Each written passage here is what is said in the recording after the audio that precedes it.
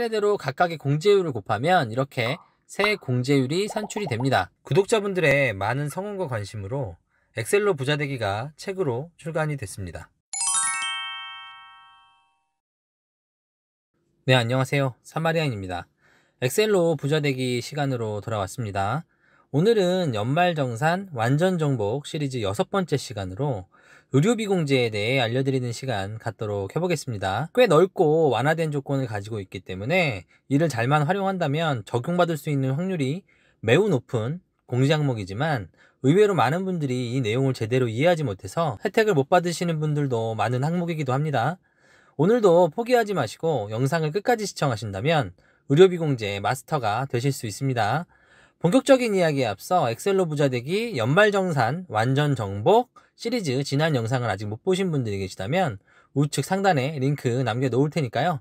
참고 부탁드리고요. 오늘 강의에 사용된 엑셀 파일 역시도 하단 더보기란에 다운로드 링크 남겨놓겠습니다. 마지막으로 구독, 좋아요는 영상을 제작하는 제게 큰 힘이 됩니다. 본격적인 이야기 시작해보겠습니다. 의료비 공제는 말 그대로 병원이나 의료 행위로 사용된 지출에 대해서 공제를 해주는 항목을 말합니다. 소득공제 대상자 본인은 물론이고요. 기본공제 대상자가 사용한 의료비까지 모두 공제가 가능한 것이 특징입니다. 자, 기본 요건부터 하나씩 알아볼게요. 앞선 연말정산 인적공제 편에서 소득기준과 연령기준이 있다고 말씀을 드렸었죠. 소득기준과 연령기준에 대한 자세한 내용은 제 지난 영상을 참고 부탁드리고요. 핵심만 요약하면 인적공제에서 소득기준은 총 소득금액 100만원 이하여야 하고요. 연령기준은 부양가족에 따라 다르죠. 예를 들어 자녀와 형제자매는 만 20세 이하, 부모님 같은 경우는 만 60세 이상이어야만 하잖아요.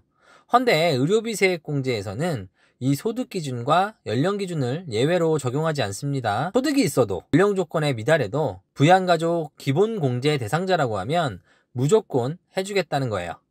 예를 들어 자녀가 있어요. 나이가 만 23세라고 해보겠습니다. 만 20세가 넘었으니까 나이 요건에 미달하기 때문에 인적공제는 받을 수가 없겠죠. 하지만 의료비 공제는 받을 수가 있는 겁니다. 부모님이 부업으로 1000만원 정도의 소득이 있다고 해볼게요. 헌데 따로 부모님이 소득공제를 받지 않으시고 부양가족 기본공제 대상자로 등재되어 있다면 의료비 공제는 포함해서 받을 수가 있습니다. 다만 얼마 전에 어떤 분께서 이런 질문을 저한테 하셨는데요. 언니가 부모님 기본공제를 받고 동생인 제가 의료비 공제를 받을 수 있느냐? 이런 질문이셨거든요. 기본공제의 대상자여야만 한다는 기본 전제가 있으니까 당연히 의료비 공제도 언니가 함께 받아야만 혜택을 볼 수가 있습니다. 자, 결론적으로 의료비 공제는 소득 기준도 없고 연령 기준도 없다고 말씀을 드렸죠. 기본 공제 대상자로 등재는 어디까지 할 수 있냐? 이런 궁금증도 있을 수 있잖아요. 인적 공제의 기본 개념과 똑같습니다. 배우자 당연히 되고요. 자녀, 부모님, 또 배우자의 부모님, 형제 자매까지도 가능합니다. 입양을 했다거나 위탁 아동까지도 가능합니다. 헌데 조카나 사촌이 될까요? 당연히 안 되죠. 삼촌이나 이모도 당연히 안 됩니다. 자, 다음으로 얼마나 혜택을 받을 수 있는지도 알아봐야겠죠.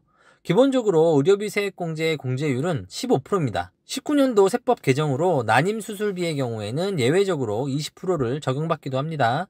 그러면 의료비 전액을 다 해주느냐? 당연히 아니겠죠.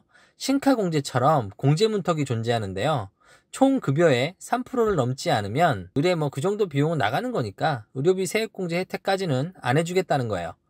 백문이 불여일견이라고 하잖아요. 제가 이 내용도 한눈에 여러분들이 이해하실 수 있도록 여기 이렇게 엑셀로 의료비 공제 계산기를 만들어 봤습니다. 이걸 보면서 제가 예를 들어 설명드려 볼게요. 자, 연봉 5천만 원인 사람이 난임수술비 200만원, 또 본인 의료비로 200만원, 또 기타 부양가족 의료비로 300만원, 이렇게 총 700만원을 사용했다고 해볼게요. 자, 입력하는 순서는 앞선 영상에서 소개해드린 신카공제 계산기처럼 위에서 아래로 순서대로 입력을 하면 됩니다.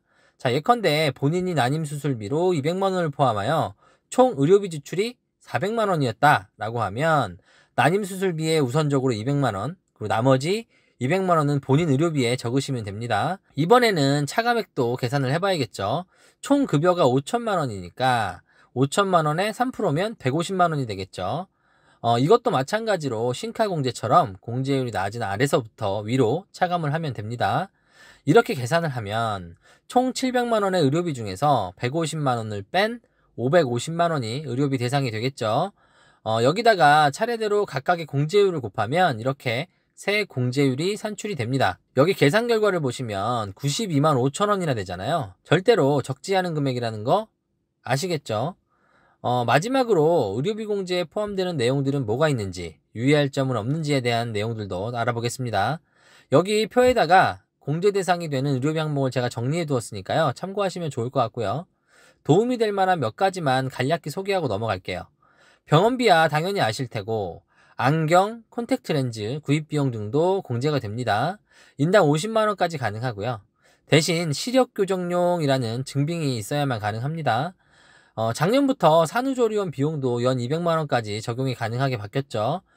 유의할 점도 있는데요. 병원에 가서 병원비 지출을 하고 실손보험으로 보상받는 분들이 꽤 많죠.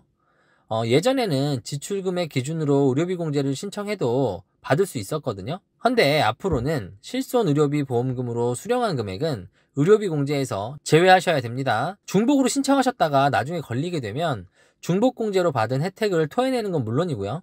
가산세까지 내야 할 수도 있습니다. 꼭 참고 부탁드리고요.